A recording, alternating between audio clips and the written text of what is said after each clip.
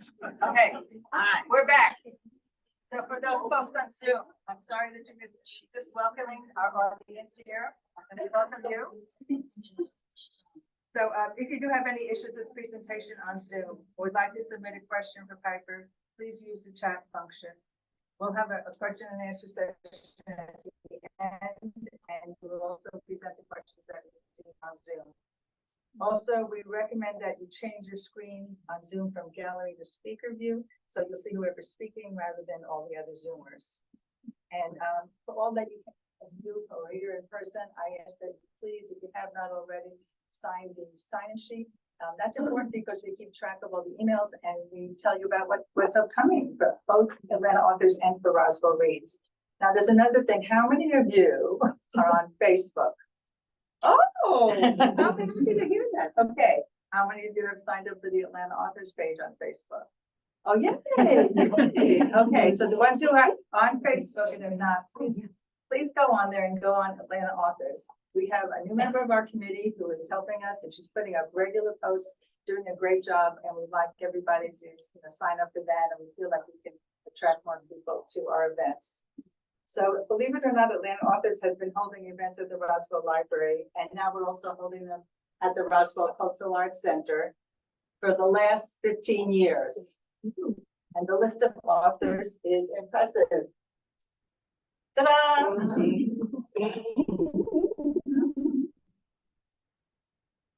So for those of you who haven't come before, see what you've missed? We've got some great ones coming up in the future that we'll tell you about afterwards. I want to thank the Atlanta Authors Committee members, which include myself, our chair, Lou Conte, Debbie Weiss, Deanna Smith, who's back there handling all our Zoom and technological issues, Marilyn Barron, who I hope is on Zoom, Diane Stevenson, Kathy Chaffee, George Weinstein, who's with the Atlanta Writers Club, and the owner of our favorite local bookstore, Book Miser, Anel Gerson.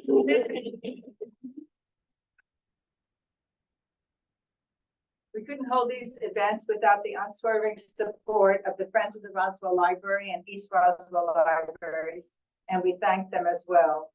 In addition, we work in association with Roswell Reads.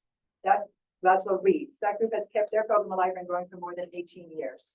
And thanks to the City of Roswell Cultural Arts Center also for working with us. Follow us on Facebook. Signed copies of Piper's book will be available for purchase in the back of the room or at Book Miser. Book Miser is located at 3822 Roswell Road in East Cobb, less than a 10-minute drive from here. Those of you on Zoom can go to their website at bookmiser.net for more information. And that information about Book Miser is available in the chat area on your screen. Piper's book is also available at the Fulton County Library right here. And now I would like to invite Anel Gerson up to introduce our guest author today, Piper Huguley. And again, thank you, readers. Thank you, Dr. Huguley, for the privilege of your time today. There are so many places you could be, but you are here and you have made the wisest decision, I assure you. So it is my honor, it is my privilege to introduce Dr. Piper Huguley, who completed her very first literary work, a royal romance called The President's Daughter and the King's Wife, at the wise and learned age. And so her writing journey began. It always starts with that seed when you're so young. She went on to earn her BA in political science and Soviet studies at UCLA, an MFA in fiction writing from the University of Pittsburgh, and her PhD in 20th century United States literature from Georgia State University. In researching Dr. Huguley to write this introduction, I came across a word that you use to describe your writing in your novels: edutainment, which she defines as writing entertaining novels whose mission it is to educate readers.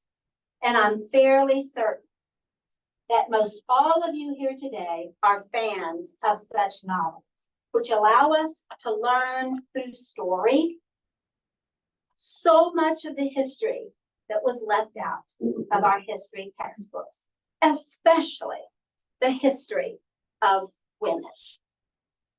So while simultaneously teaching at Clark Atlanta University, Dr. Huguley has managed to edutain us, writing 4 standalone novels, 3 historical book series, 2 books co-written with Diana Rubino. She's contributed to several anthologies as well as publishing a novella. And may I say she's also married and has a son. So quite a lot to juggle. We are here today celebrating her 2022 historical novel, By Her Own Design. By Her Own Design was a book list top 100 Editor's Choice selection for 2022, was named one of the top 100 books of 2022 in Canada by the Globe and Mail newspaper, and was selected as the historical fiction winner for 2022 by the American Library Association's Reading Council. Elizabeth Way, Associate Curator of the Museum at the Fashion Institute of Technology and editor of Black Designers in American Fashion, says, the facts of Anne Lowe's life are remarkable, but Huguley has taken us a step further, harnessing the art of fiction to invoke the emotions of her experiences and bring Anne Lowe to life. Ladies and gentlemen, please join me in welcoming Dr. Piper.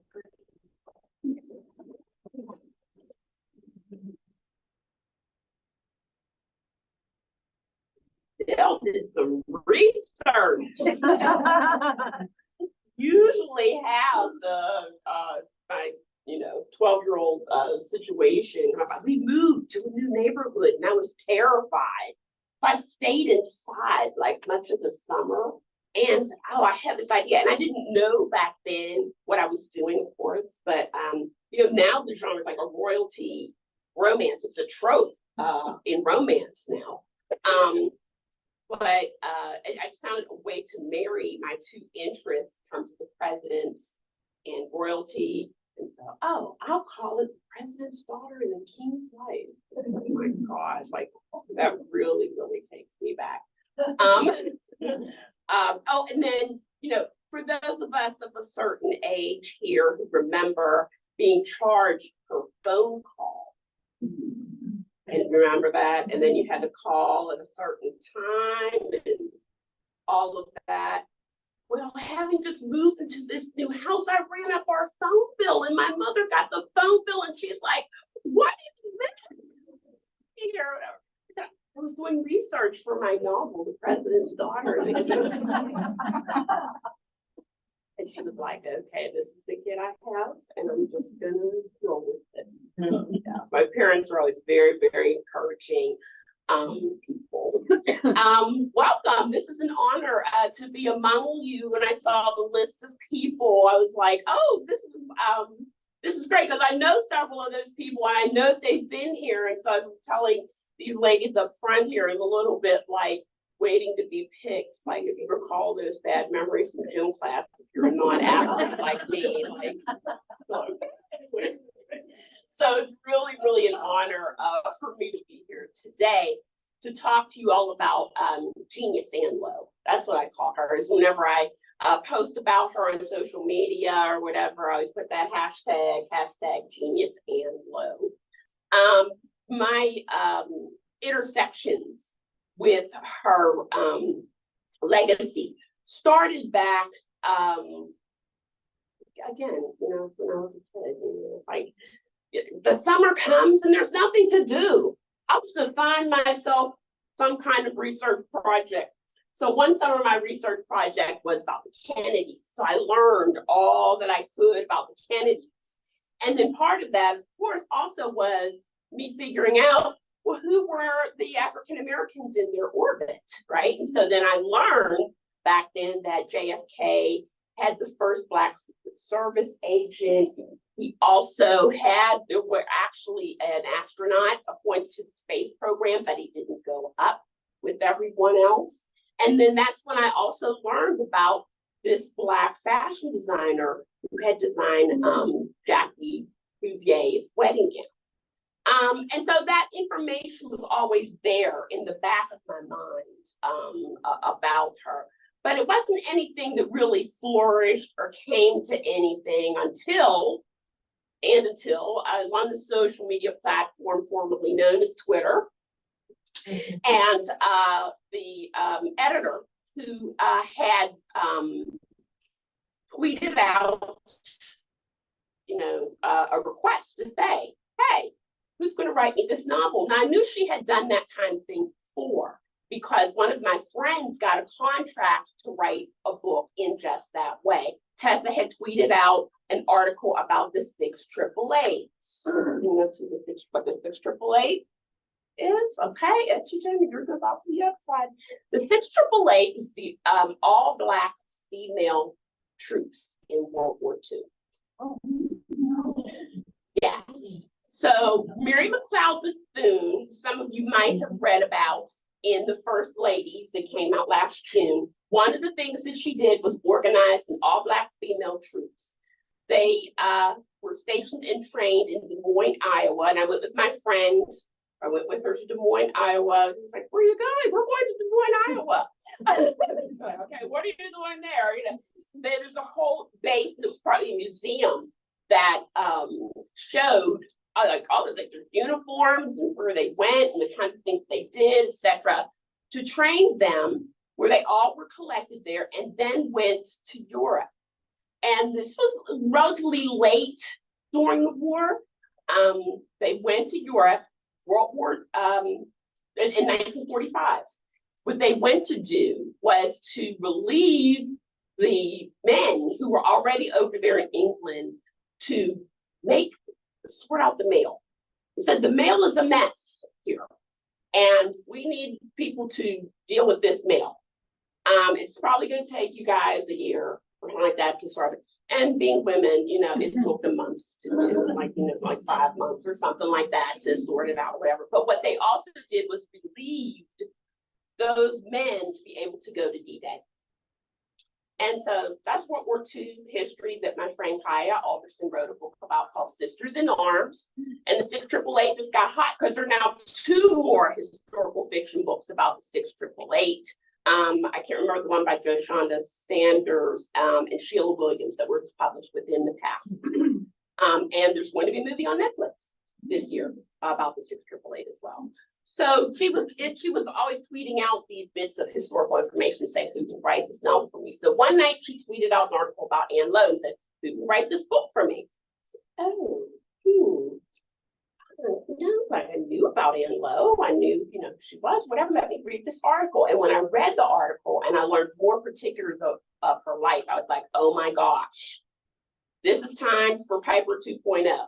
Because, explained, I had previously written some historical romance series and had independently published them, but I had always looked to, with an eye towards entering into what Amazon calls, and we all live in Amazon's world, biographical historical fiction novels.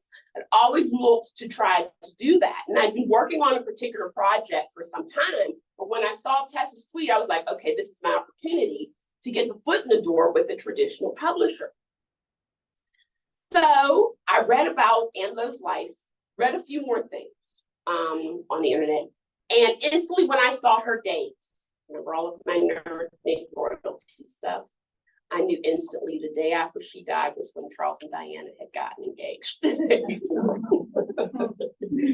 it instantly occurred to me, oh my gosh, that's a commission she would never get, but everybody at the time, if you remember, was wondering, when Doug's going to get married, kind of thing. That was going to be a wedding gown like no other. Everybody was looking for that to come down the pike. And so I was like, okay, she's like laying there in bed and she knows she's not going to get this commission and she knows that it won't be her. This is like a time.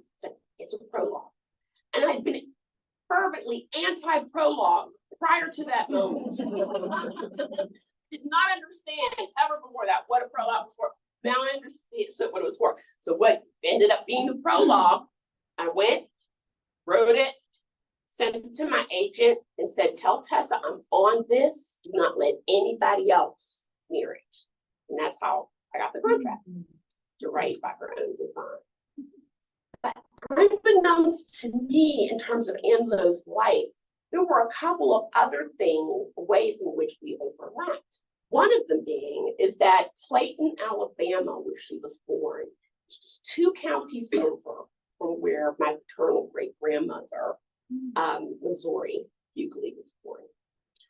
So I was like, okay, well, I know certain things about her early years that might not exist in terms of research, because 1898, when Ann Lowe was born, 1896, when Missouri was born, not a time when you're going to have a lot of documented primary research available to be able to understand those early years. So already I was like, okay, I already have some insight into what those young girlhood years would look like. Also, just another short hop away from Clayton, Alabama, is Nogales, Alabama, which is where Zora Neale Hurston was born, who was one of the subjects of my doctoral dissertation. So I also knew, like, from studying about, everybody thinks about Florida with Zora, but she was born in Alabama, and then they moved when she was young. That there was some information there too that I could make use of in order to portray the early years of Ann Lowe. So a couple of serendipitous overlap things that, you know, I had not counted upon, but I was like, okay, well, maybe I am the one who's like meant to write this book about Ann Lowe, and do what I call planting seed in terms of, again, taking a figure like this woman who, for a number of reasons, had been obscured in terms of history, and sort of, and sometimes even when he is mentioned, like pushed off into another category. A lot of Jackie biographies talk about her as a seamstress or family seamstress, and that's not exactly what and who she was and what she did. Yes, she knew how to sew. Came by the sewing because of her mother, her grandmother, and also, as I came to understand later, her great, that this was a vocation passed down from mother to daughter over a long period of time. But beyond that, the notion of having an entity where someone is creating bespoke, custom clothing, one singular design at a time, she understood herself, because she spoke it, that she was a fashion designer and not just a seamstress. And so the language in terms of Ann Lowe, it really does matter. A number of people think of fashion as, you know, kind of a frivolous, you know, just not very serious or whatever. But really, when you think about what it is, it requires, you know, understanding of the body, engineering, creativity, all of those things wrapped up into one entity that fashion design is. And as we know, we can rattle off names of male fashion designers endlessly, but not as many female, and certainly not in terms of Black females who are fashion designers. So her life story, or the trajectory of her life story, certainly appealed to me and made me instantly think of her life as someone who was an artist, that this was an art form that she had entered in and had chosen, been part of. Part of that informed that decision, in terms of that, if anybody's familiar with Alice Walker's In Search for Our Mother's Gardens. In that book, she has a couple of essays where she talks about the notion of what happens to creativity in a person, in a human being, when they don't have access, or they're not permitted access to exercise that creativity in ways that the larger society recognizes. That is, somebody becoming a sculptor or a painter or anything like that. What happens to that creativity? Where does it go?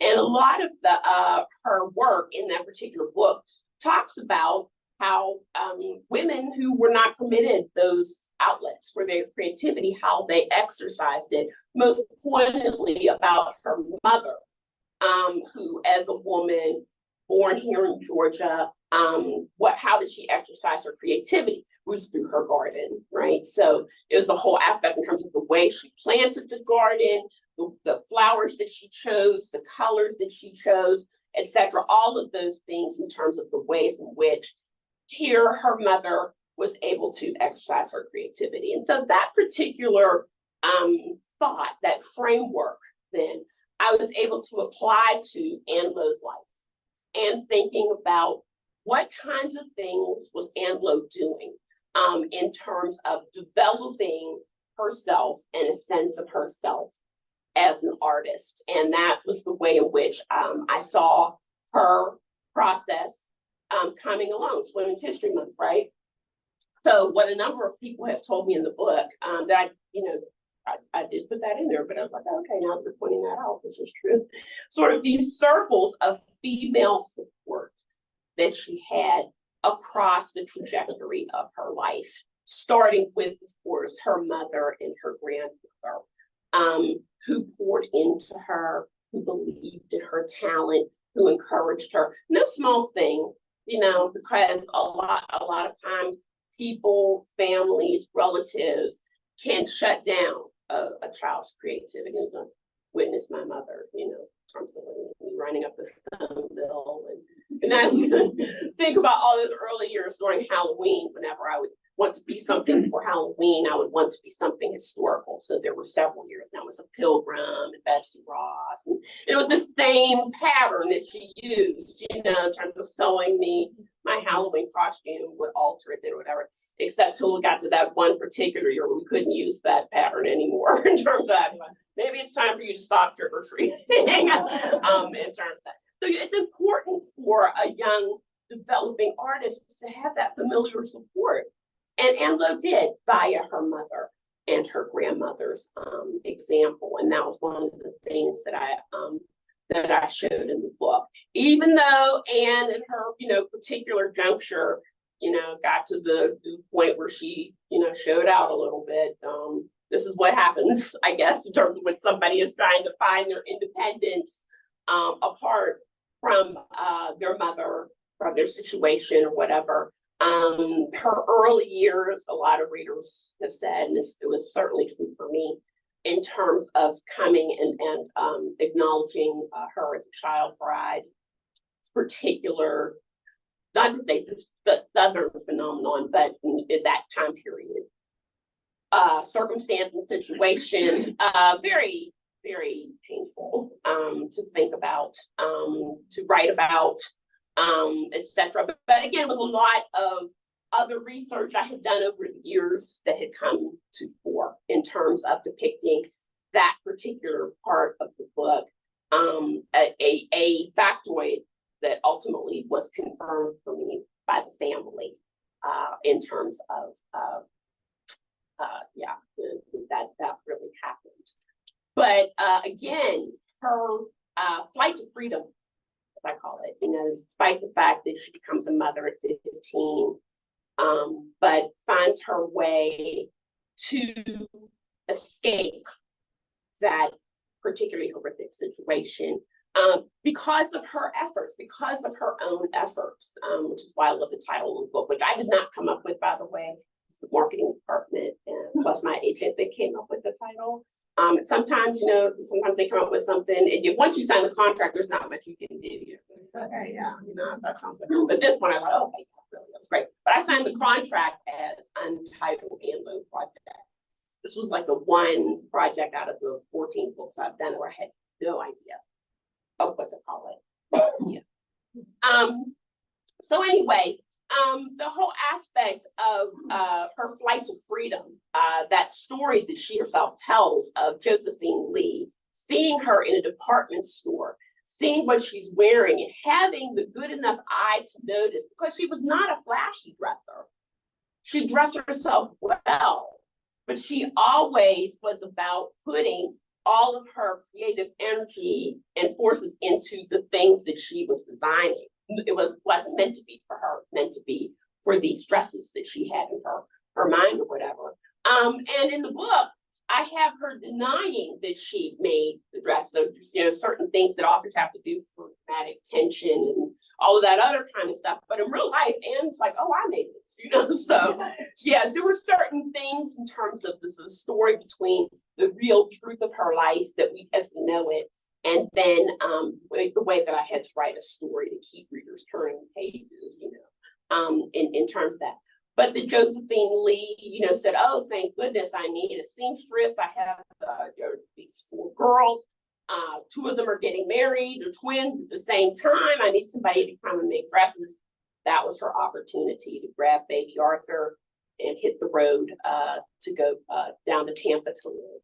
Tampa, I consider was the home of her heart, right? She ended up living more years in New York City, but it was really in Tampa where she was really validated, encouraged, and appreciated in a way like she wasn't in New York City.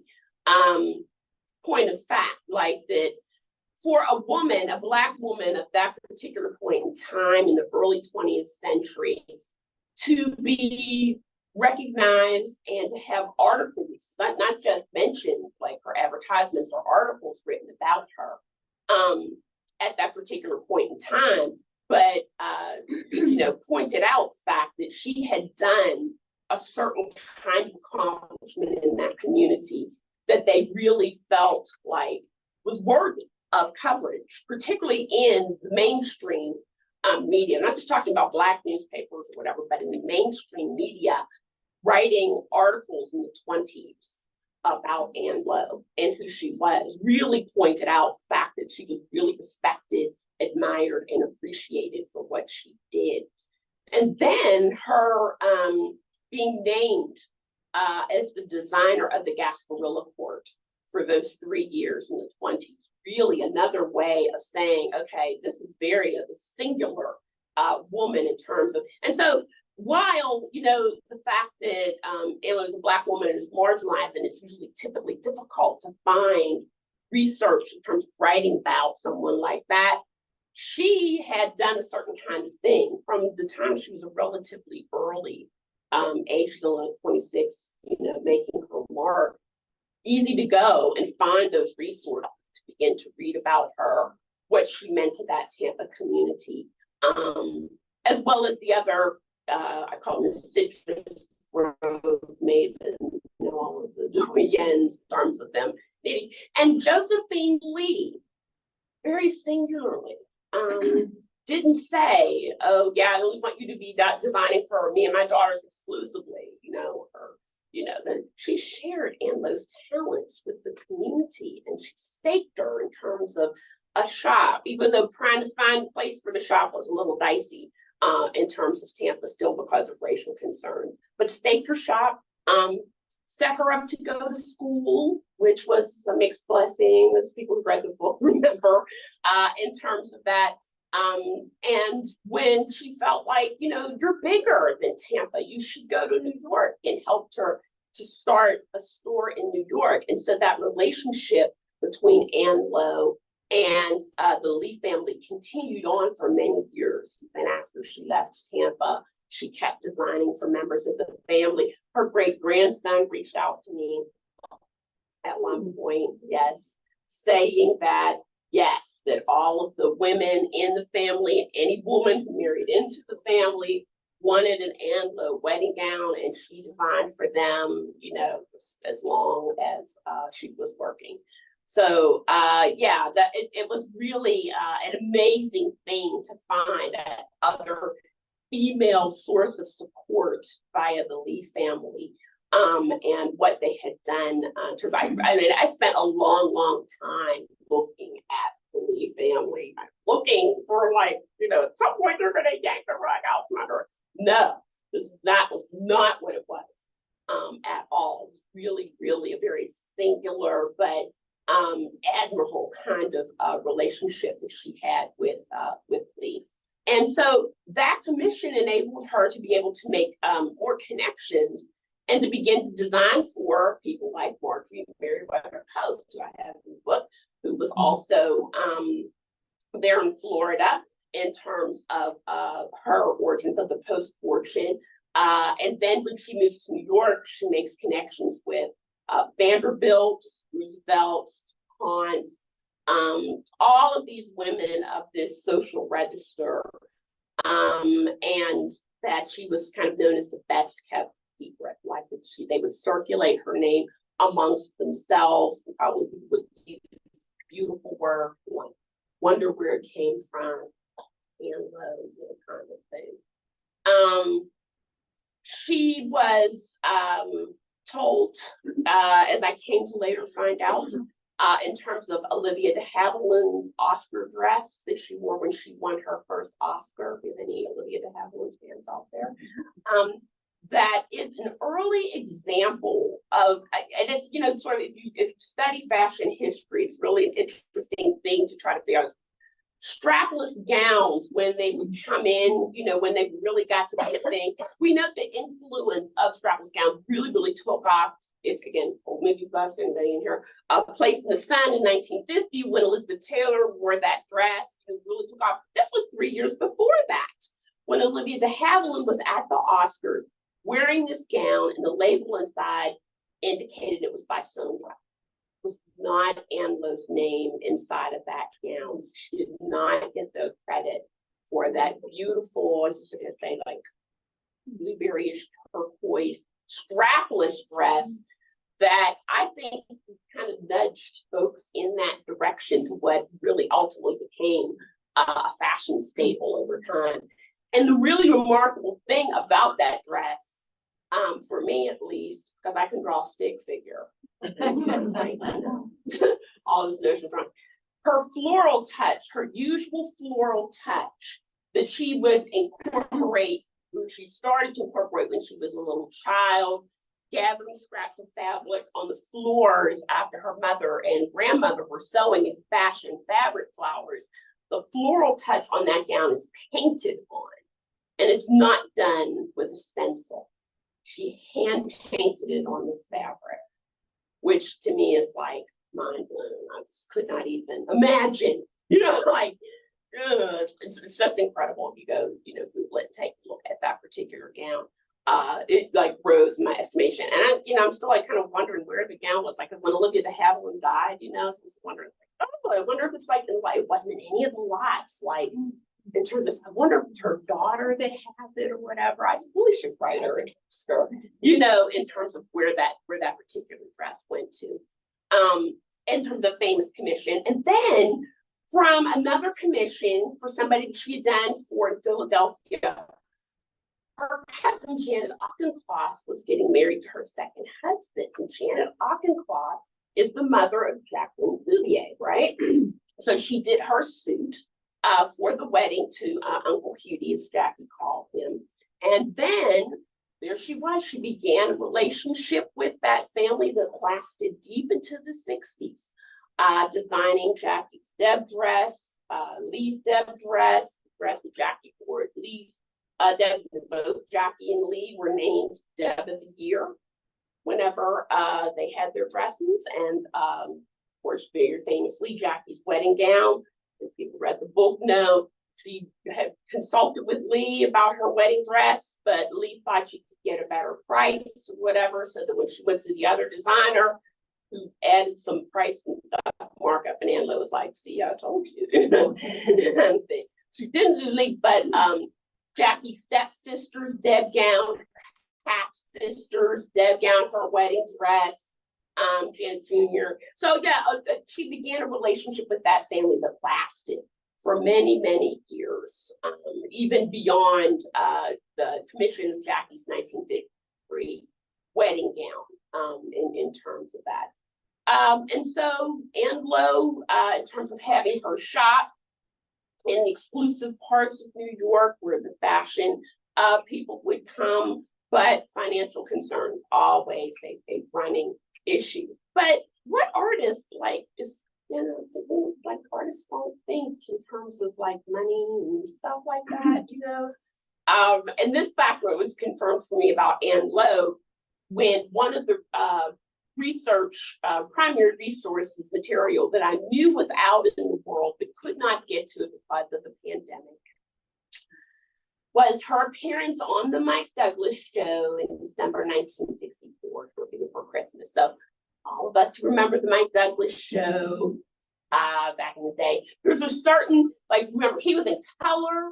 And so when it was on videotape, those were available online, but the filmed ones from that particular point were black and white, were not available. Sort of the film existed. I said, oh, I know it's a Group W somewhere in Philadelphia. I could just get there, you know, Philadelphia, but pandemic.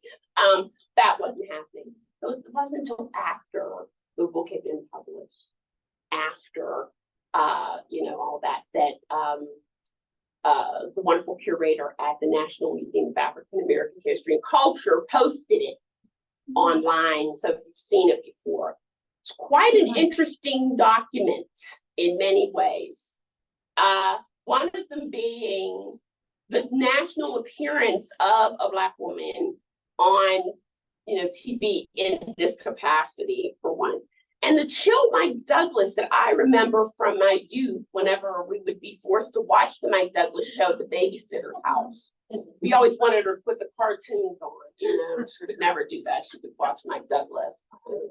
But it was, he was a chill dude in the 70s. I don't know. But in this like appearance, he was like really uptight and like kept asking her, like, how much does that dress cost? How much does that dress cost? But they did a fashion show as part of her appearance. Whatever, and he seemed to be like obsessed with like how much the dresses cost in like 1964 money, a lot of money, and even asked her at one particular point, you know, well, what about when you charge a certain thing or whatever? Don't these wealthy women pay? It's like, no, that's why they're wealthy. They don't want to pay the prices that I asked them to pay. You know, they're always trying to get me to lower my prices, whatever. Like part of the interview, very interesting. Like I said, document in terms of that, but one of the things confirmed for me though was what I thought: every inch the Southern lady, poised, you know, just calm, confident, all of those things in terms of what she saw, as well as her eyes. Like to zoom in her appearance, she has really thick glasses on, because by that particular point in time, her sight was on decline.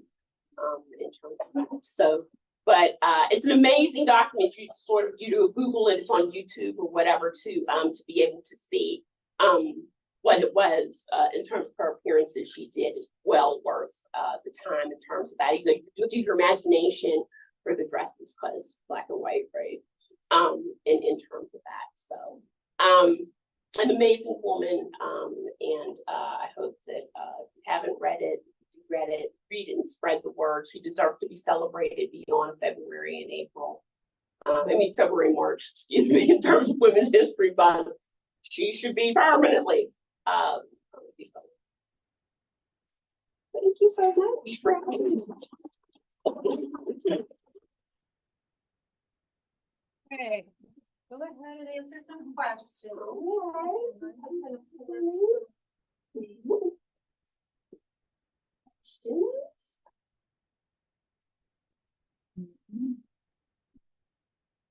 Yeah.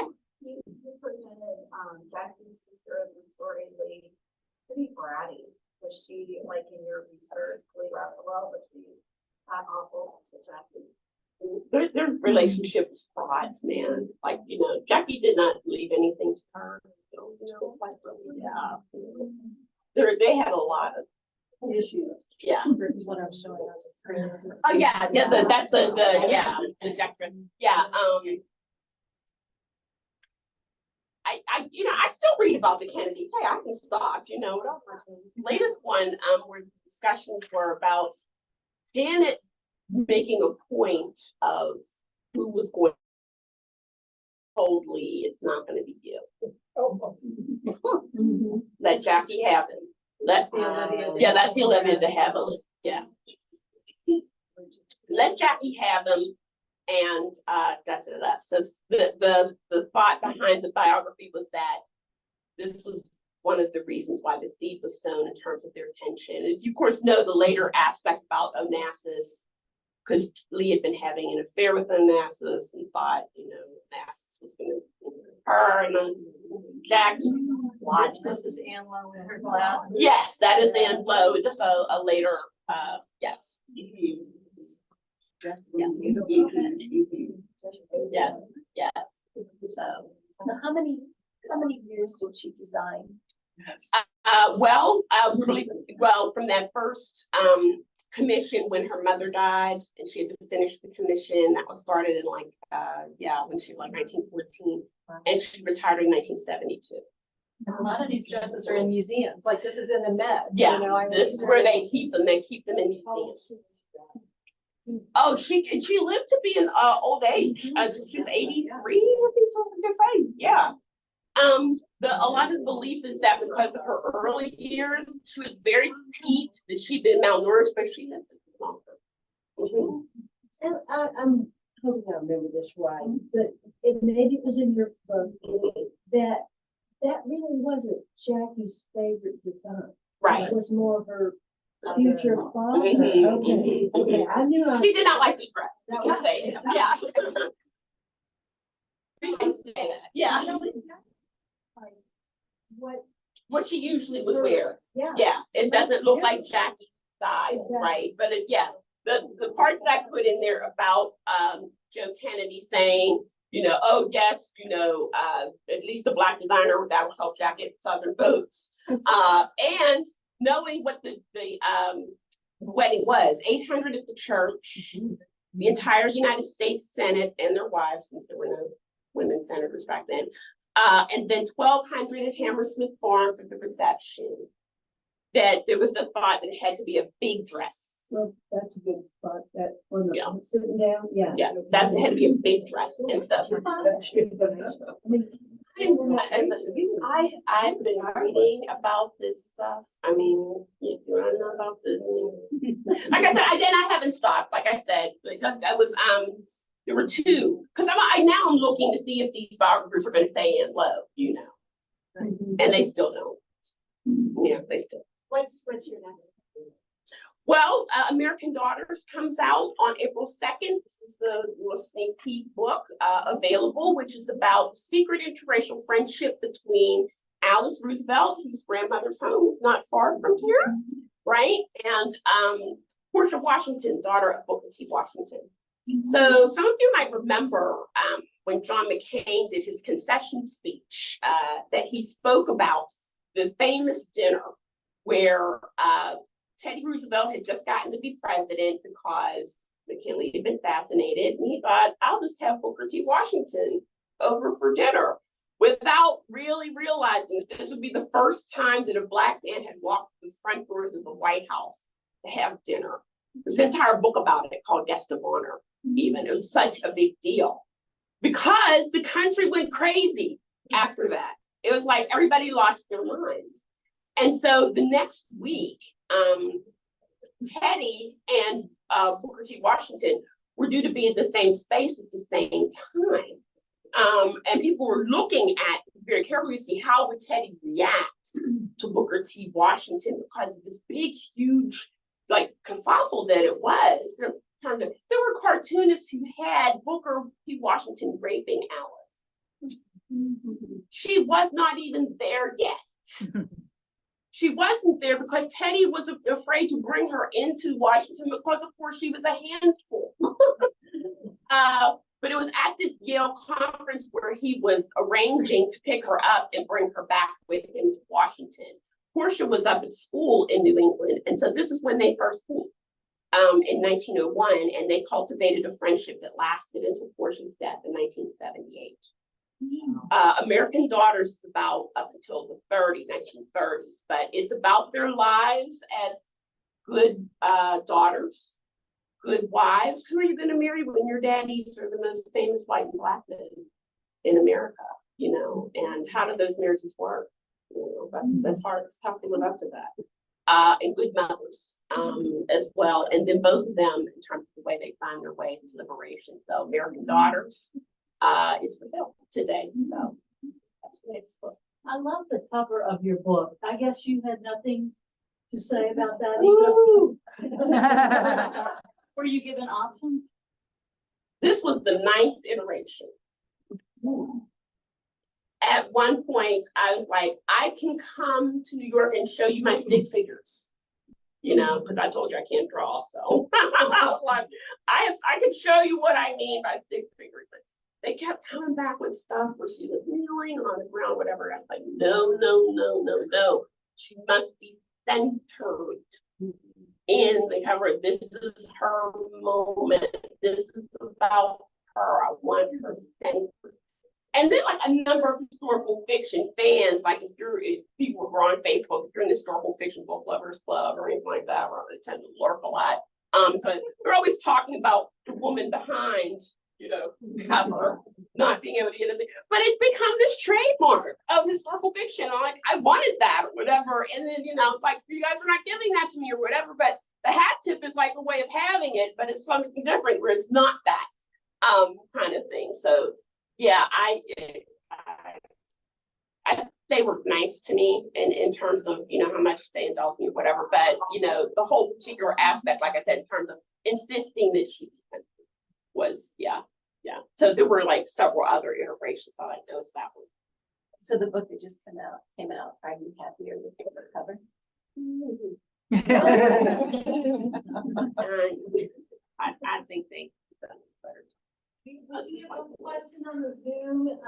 If you know if Jackie Onassis ever publicly acknowledged Anne, and did they ever see each other again after Jackie was in the White House? Yes. Well, my scene in the book where I have Anne going to the White House is fiction. I think that's what Anne wanted. Part of my historical fiction machinations was always thinking about why did she not have any more Anne Lowe design after the wedding gown.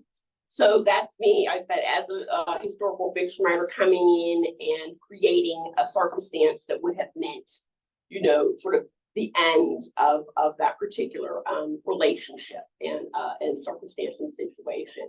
It's in my Douglas show. Mike Douglas, of course, wants to talk about her relationship with Jackie in very, you know, cool, smooth Southern way. She moves quickly beyond the topic to say, you know, to talk about Janet Auchincloss in some way. Oh, she's the most beautiful woman I had ever known. Whatever. I'm not saying, you know, how, you know, Janet Auchincloss was generally known as being quite a piece of work. In terms of, I mean, just from what I just told you, right, about, you know, making decision between her daughter and all this other kind of stuff about who's going to go after Jack Kennedy. I mean, so yeah, there's, you know, that particular aspect. I don't recall ever seeing that they had any kind of meaningful interaction after 1963. But as I said, her commissions continued with the family. So it might have been even, you know, at Janet Jr.'s wedding in '69 when they ended the dress, maybe they ran into one another. Again, in terms of that. And, you know, Anne could always, like, as I have depicted in the book, remain hopeful that she'd be tapped again for something. And, you know, said had the layette for the babies, you know, in terms of sending that to her and all, you know, always wishing her well. But the sort of the thing that happened in the book as a, you know, meeting in White House was actually just a letter in exchange to say, you know, and then the question, of course, always is when Anne's shop is closed by the IRS, was that her, right? And so I had a book club one time in Washington, D.C., where the people had, it was at a house, it was very nice, and they fed me lasagna and everything. And one of the readers said, I love the book, but I had one problem with the IRS coming in and wiping out that debt. That just would not have happened that way. And I don't know why you did that or whatever. Like, okay, yeah, I just, you know, it's a theory in terms of why and how that debt got wiped out. But Jack was the president at the time. the president oversees the treasury and part of the treasury is the IRS. It's Occam's razor, I don't know. So other people want to say, oh, no, it was Josephine Lee. Well, she was dead by then. So I could have been her, kind of thing. Yeah. I think that was the way, and of course, everything after that, or at any point after the commission, and never said anything shady or whatever in terms of that. Always very positive and lovely. Hi, 2 questions, huh? Any idea roughly how tall she was? They didn't know how short and petite she was. They know that gave a number per se in terms of that. But yeah, in the pictures, it's clear she's looking, she might hit 5 feet. Oh, okay. Yeah. The other thing is, in the book, you mentioned like at one point early on, she decides to writing everything down so that every dress would be unique. Was that something you made up, or is there such a journal that she had, or records like that you could go back and look? This was a known practice of hers, but in making connections after the book was put to bed for publication with her great-granddaughter, who lives in New Jersey and probably might be watching right now. She's on her she is on her great-grandmother's legacy, understandably. In terms of that, did speak to me at one point in time of she got and the sad thing of that is that when she died in 1981, the woman, I can't remember her name at this moment, started the National Black Fashion Museum in 1982. Things were lost. Now, the things that Linda has, she has donated to the National Museum of African American History and Culture, a lot of her, stuff like that, but not what would be quite fine. But of course, and when at the exhibit at the Winter Fair, which just ended in January, that was, towards the end of last year into January, of her 40 gowns collected from museums all over and restored and put on display there in Winter Fair, Delaware, just 30 minutes from Philadelphia. At the end of the exhibit, they say, you have, the MLO gown, whatever, please let us know. We're, deeply interested in it. There may be stuff still out there in people's attics and stuff.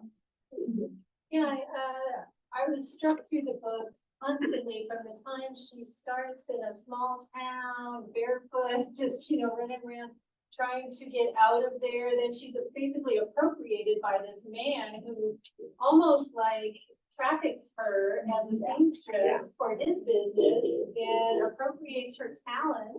And then she gets out of that, but then she's appropriated by a Tampa family who pretty much, uses her for their daughters to make them people's stuff. And every time it seems like a step up, but yet she's still not getting full credit. And then she goes to school in New York, but then she's got the setback of having to study in her closet. And, then it just seems like this poor woman and so I guess, I don't know that it's really a question, but I just think that as she just keeps, then when they attack her shop and it gets flooded and all that, and it just seems like she had so many setbacks.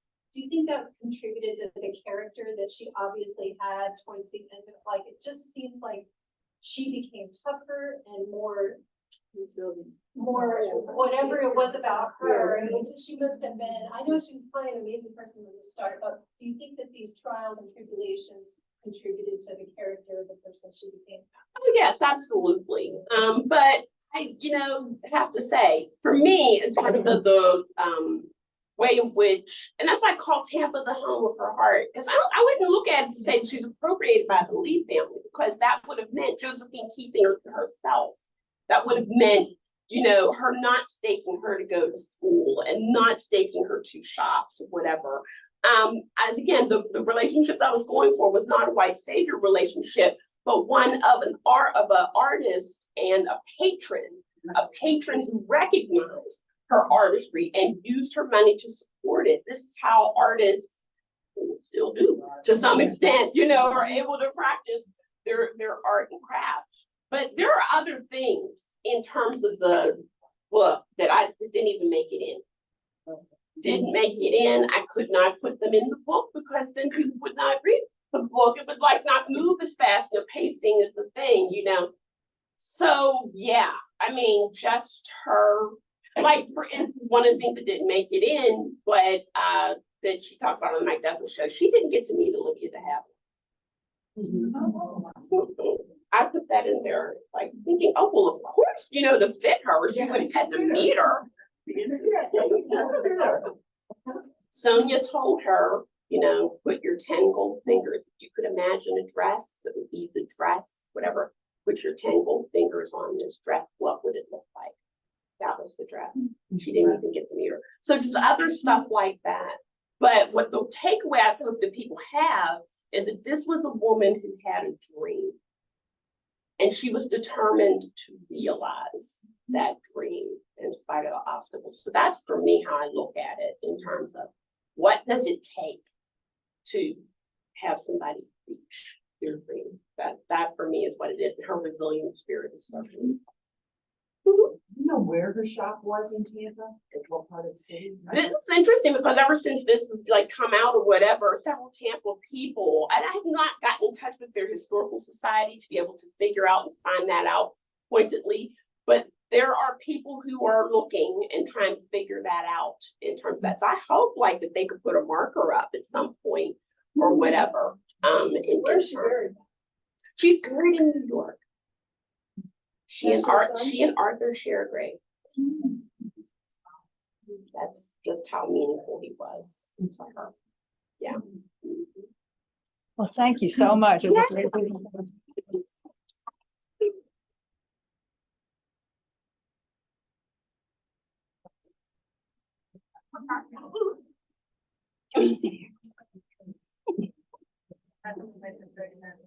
Yeah. So you're supposed to go back? Yes, okay. So thank you for coming to Atlanta Authors today. We want to tell you a little bit about what's coming up in the community. The next Atlanta Authors event will be Saturday, May 11th. About the library. And we're going to host Terry, who's going to talk about her new book, When the Moon Turns Blue. And I read the book. It's a very Southern story. And I think you'll like it a lot. Let's see if you get the right. Okay.